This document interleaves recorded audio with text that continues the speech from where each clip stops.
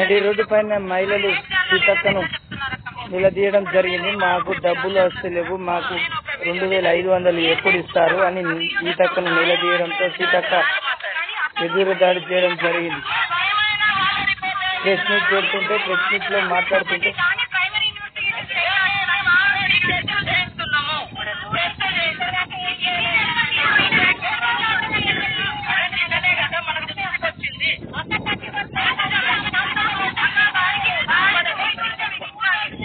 ఒక మహిళ ఒక 10వ తరగతి చదువుతున్న విద్యార్థిని ఇద్దరు కలిసి ఒక తల్లిని చంపేశారు.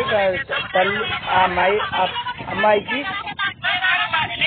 DNA టెస్ట్ చేయాలని మీడియా సమావేశంలో ప్రెస్ మీట్ అడుగుతుంటే మంత్రి సీతక్క తడబడంతో ప్రెస్ మహిళలు అడుగుతున్నారు, అతన్ని ఉరి తీయాలని అడుగుతున్నారు.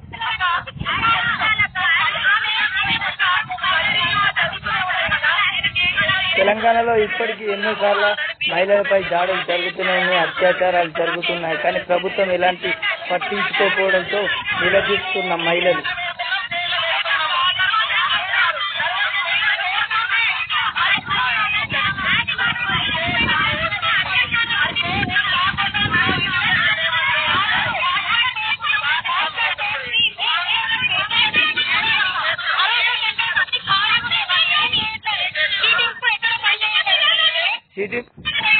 తెలంగాణలో ఇక్కడ పనిచేస్తున్న సీతక్కను నిలదీసిన ప్రజలు